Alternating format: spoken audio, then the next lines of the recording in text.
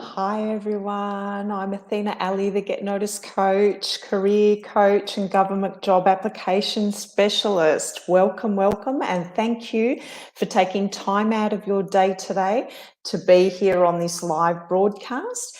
And I'd like to also thank anybody who might be watching the replay as well. So I wanted to start my broadcast with an acknowledgement to country. In the spirit of reconciliation, I acknowledge the traditional custodians of country throughout Australia and their connections to land, sea and community. I pay respect to their elders past and present and extend that respect to all Aboriginal and Torres Strait Islander peoples today. Thank you. Today, I'm going to talk to you about the 5 qualities of transformational public service leaders.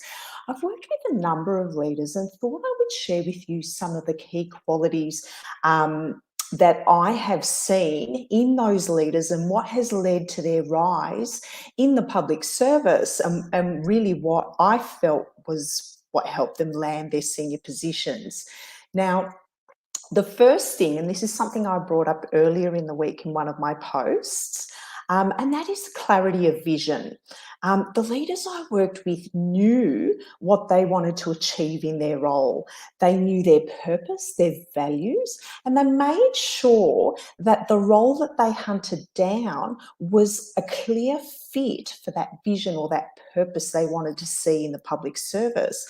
And they were able to use that vision to inspire the people they led, and people who were like-minded would follow them. For example, I worked with someone in the public service who wanted to transform capital works projects in local governments because they were always seen to be running behind, perhaps not on budget.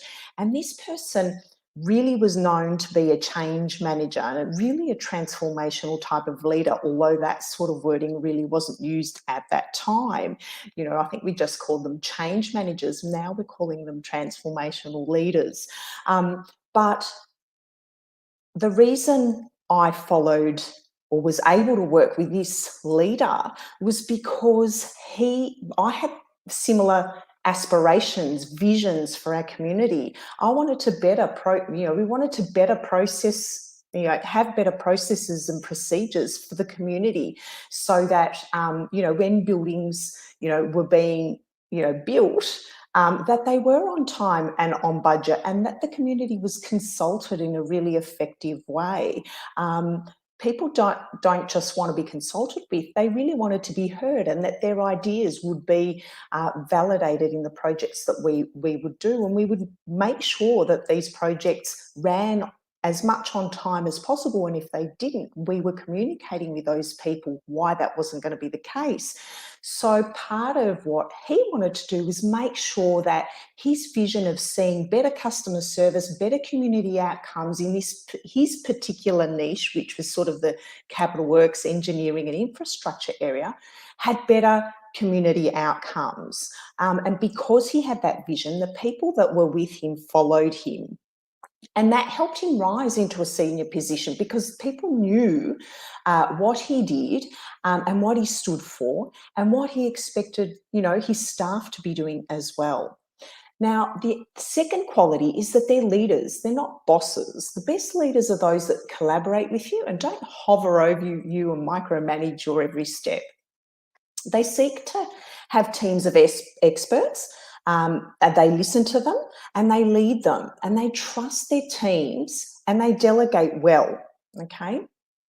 The third thing is that they're great influencers. They're really well-connected people and they can negotiate really brilliant outcomes. And it all comes down to their, really superior, stakeholder management skills. They love to collaborate with people and they find ways to achieve things with their teams. They're really excellent in persuading people to come along with them for the ride. The fourth trait of a really great transformational leader is that I feel that they're really great listeners. They really seek to understand the problem and they look to solve them by listening to the real issues and pain that people have around issues. And instead of, glossing over issues and perhaps blaming others, what they seek to do is they look to seek, they look to deeply understand people's problems, and they literally stop to think about what other people are saying. So they literally stop and listen to what's being said, and they really look for ways to help. Which comes to the fifth, point of what I believe a true transformational leader is, and that is that they're solution focused, that it doesn't matter what the problem is. They always look to do things better. How do they deliver a better service? How they can influence their teams to do this, and they don't think it can't be done.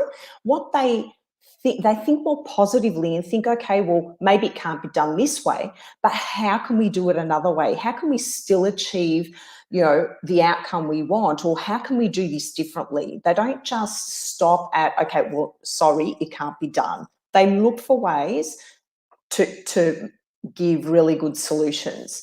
So what I want to know from you is, what other attributes have you found in leaders that you've worked with, or perhaps you're a leader and there's a trait or something that you have found that really works for you?